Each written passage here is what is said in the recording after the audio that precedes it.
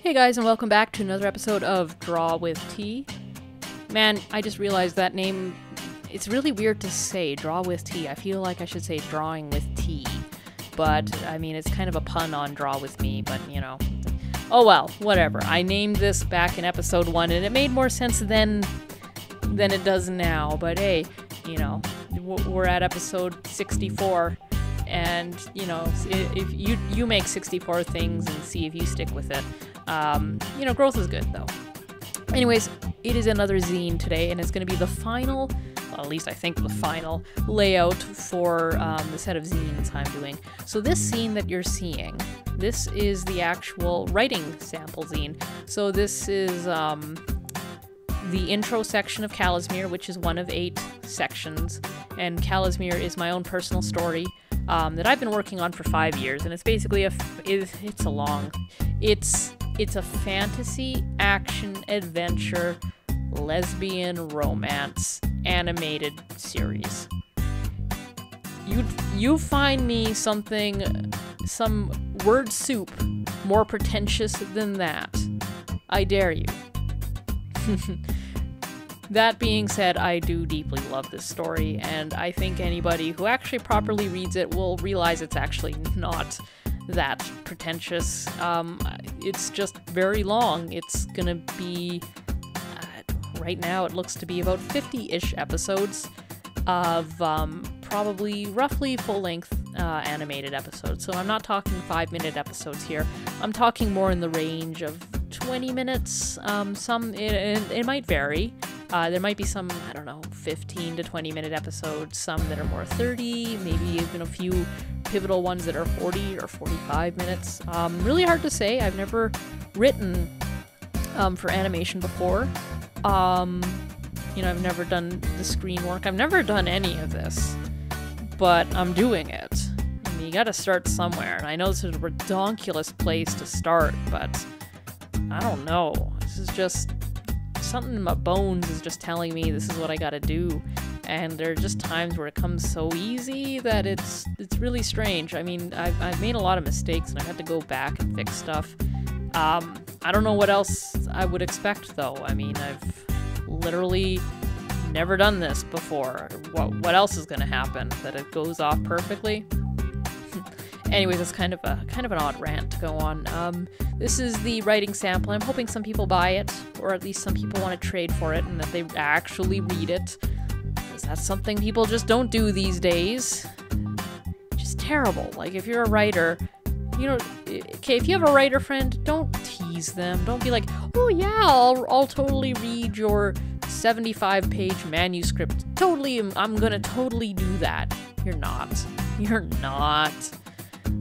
If you are, then you are a very, very good friend. I have basically never asked any of my friends, even my closest of friends who are very excited for Calasmere. I've never asked a single one of them, will you read this thing for me? If I ever actually need an opinion on something, I will find them, and I will just paraphrase it for them and get their advice then and there. Nobody I know will volunteer to read anything I make, or anything anybody makes. Doesn't matter if they are drooling at the jowls to see this story in its like fruition. I have friends that are just, when I talk little bits and pieces here and there, they just like get so excited, legitimately excited for this. But I know that they just won't actually help me out with a little bit of proofreading, and I don't expect anybody to read the whole thing, but you know, maybe you got like five pages that you just kind of need sorted out, just like a chapter or like something like that. I don't expect anybody to really help me with that. Yeah, it's just how it is. Don't tease your friends with it. So that being said, I'm not entirely sure if this will even sell. But part of why I'm putting this with my other zines is just to prove a point to people. If nothing else, this stack of zines will sit there, and I can look some of the doubters in the eye, because there are going to be some doubters, and they are going to be a bit hoity-toity and think they can get away with saying whatever they want, which is going to be unfortunate, because you don't do that with me, because I can actually, you know, I have no fear of, you know, addressing people sort of not quite passive aggressive, but just sort of their sneering side comments. Yeah, I can wrestle with that. And I'll just point, you know, they'll be like, oh, you know, you're working on a story, oh, you know, and lump me in with all the people that have hopes and dreams of writing a story, and I can tap the zine and say, yeah, I'm working on it. I've actually got basically the whole thing roughed out, all 50 episodes, all roughed out, roughly about 140 pages, but they're just summaries right now, and I'm actually offering a bit of my writing here. It's, you know, it's actually done. Would you like to read it? And, you know, that'll put them on the spot.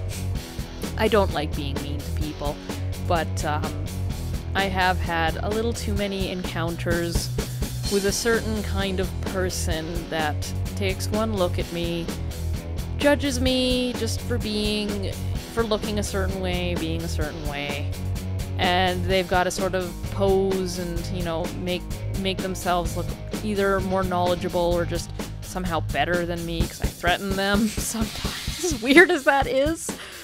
I don't get it. It's not fun to deal with though, and I don't like being walked all over. I'm a friendly person and I pretty much go with the flow, but I really don't like when people walk all over me. I'm okay if people want to doubt me and be like, oh, you're writing a story, oh, okay. They're real easy to deal with. You just show them the story and ask them if they want to read it, and they'll find some excuse why they won't. But they'll at least have they'll either have a little bit of respect for you or they'll forget you, but if they're going to forget you, they're going to forget you no matter what, right? So it doesn't matter. But there are some people that just really like to niggle at others, whether they do so consciously.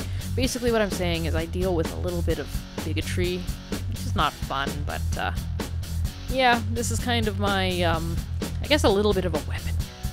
So if anybody wants to, like, try and take a shot at me and they think they're totally free, I can just, you know, literally throw this in their face and say, okay, read this. We'll see if there's any of those at the college. It's a pretty good place, my old college. It's a really good accepting place, but it is full of young people who really think they know a lot more than they do, because I would know, because that was me. And I think the older I get, the more I realize how little I know. And thinking back on all the seniors that I've known, that just, you know, the funny smiles they would have when I would talk about things, I think I'm getting it now. Yeah, I think it's just going to be a thing that continues as I get older. I realize how little I know as the sort of cocky confidence melts away, and, you know, you actually start learning more. You know, I don't really quite remember where I was going with that. I kind of went on a weird tangent, didn't I? I suppose that's okay, because there's really not much to talk about here visually. Also, if you want to pause, well, I guess you can't pause and listen to me, but you can go back, and that's me in my armor, because I'm actually a knight. I'm a knight, a writer, and an artist, and yeah, the reason I got my armor all started with Calasmere. Calasmere literally changed my life. Because I came up with the character Tristan, who wants to be a knight, who's gonna, you know, so as a knight, you gotta wear armor. I had no idea how to draw armor. Like, not at all. Just didn't understand how it worked. Anytime I drew armor, I hated it, and don't ask me to draw it again, because I didn't understand it. Of course, I didn't really look at reference either. This was when I was younger. But I needed reference, and I needed to understand armor, and this was during college, so that meant if you want to draw fantasy armor, first you gotta start by understanding real armor, and then you can understand fantasy armor. So, of course, I went off and learned about historical armor, and at the time, I didn't care about historical armor. It just looked bland to me. But, as I learned more, and as I discovered there's actually real people that were wearing actual armor, like right now, today, and I'm like, that's cool.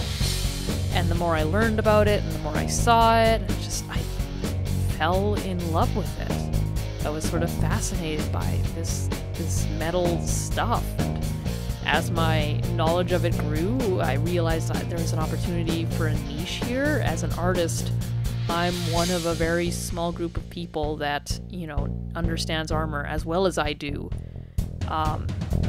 There are people that study it externally, and, you know, they know the pieces perhaps even better than I do, but I don't know how many of them have actually worn it. and not just like, not even just put it on for a few minutes, you know, oh, okay, this is how it feels. No, I've gone to LARP events and SCA events, and that's probably the other group of people that would really understand armor. Probably, I'm trying to think how many of them would probably be into this sort of art. I'm sure there's some, but it's a little bit rarer. But that's what really sets me apart from a lot of artists, is that I haven't just studied armor. I live armor in a way, and no regrets there. It's fun, and I plan on growing my kit out more as I come into money and I can afford a few custom pieces to replace the ones that don't quite fit. It's actually quite meditative to put on my armor and just sort of, you know, practice moving in it, getting better at it. I actually shoot TikTok videos in it. I think I mentioned I'm going to start doing videos on how to draw armor for artists, you know, and just like how to get into it, because I've been asked that a lot on TikTok. YouTube I don't think is going to care, but you know, I can't really explain the nuances of it all in a 1-minute video on TikTok. Anyways, that was my rant. TLDR, I'm a knight. I wrote a story about a knight and I got turned into one, and I have no regrets. And I kind of now do wonder if I ever finish Calasmere. Well, if I ever work on another project, let's say, I kind of wonder if the same thing's gonna happen. Like if I wrote a Western, would I suddenly be toting the best Western outfit ever? Would I be the best cowboy ever? I mean, that would actually be very appropriate given where I am, because it's kind of like cowboy country. But you know, I kind of wonder if I'm that kind of person, and you know, am I going to just, for my main characters, go out and become whatever they are? And is that going to be a good thing? Is that going to be a bad thing? I don't know. I would usually say, yeah, that's going to be a purely good thing. How is it not a good thing? But, you know, time is limited, so time spent on researching how to be a knight is not always going to be beneficial, but I have no regrets. Like, I have no reason to regret buying my own set of armor and putting money aside for my own custom armor, because I discovered something I love. And I think from now on forever, I'm going to be in some part an armor artist. Everything I seem to do involves a character with some kind of armor, and I look forward to articulating that either in my words or in my art. And anytime anybody mentions armor, whether it's drawing armor or buying it themselves, I cannot stop myself. Good gosh, I think I have more of a passion for armor and talking about armor than honestly anything else. More than writing, more than art, I mean. That being said, art and writing is something I do. Armor is just something I know. So that's kind of the difference, where like drawing, I'm pursuing to be the best, but I'm not the best. Writing, I'm pursuing to be good, but I'm not the greatest. Actually, in both I want to be the best, honestly. But armor is something that, when it comes up, I'm usually teaching people. So even though I'm not the best, it doesn't matter, because I have the knowledge and they don't. Just a weird tangent. Hope you guys don't mind these sort of unrelated tangents. I might try my hand at picking a topic and then talking about the topic rather than anything to do with what's on screen. Let me know what you guys think of that. Like, if you guys want me to tackle things like whether you should go to art college, or you know,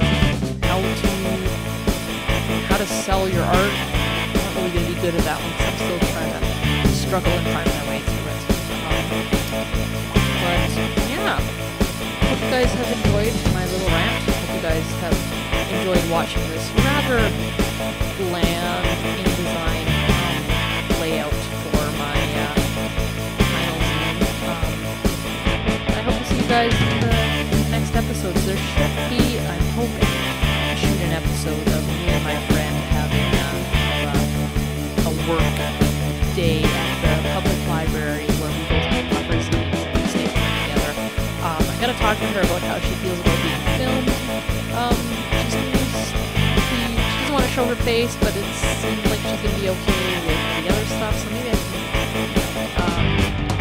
actually reveal who she is and link you guys up to her art and stuff and show you some of her zines. Anyways, that's basically it. Like, comment, and subscribe if you haven't. Have a good morning, night, or evening watching this, and hope to see you guys in the next episode.